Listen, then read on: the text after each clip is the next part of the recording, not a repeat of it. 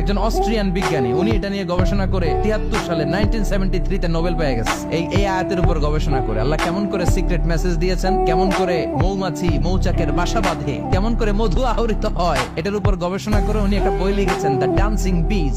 নেচে যাওয়া মৌমাছিগুলো, নাচতে নাচতে যেতে থাকা মৌমাছিগুলোর উপর একটা বই লিখে, দ্য ডান্সিং বিজ লিখে উনি নোবেল প্রাইজ পেয়েছেন এই মধুর উপরে। চিল্লায় পড়েন আল্লাহু আকবার। কোরআনের আয়াত থেকে বোঝা গেল আনিত্তাখিযি মিনাল জিবালি বুয়ুতা, আল্লাহ নারী মৌমাছিকে বলেছেন মৌচাক বানাও, তোমাদের মধু রাখার জন্য বাসা বানাও। কার্বন ফ্রিজ গবেষণা করে পেয়েছে মৌচাকের বাসা বানানো হয়, মধু আহরণ করা হয়। যেই মৌমাছিটা নেতৃত্ব দেয় এটা পুরুষ মৌমাছি নয়, এটা হলো মহিলা মৌমাছি। কোন সুবহানাল্লাহ।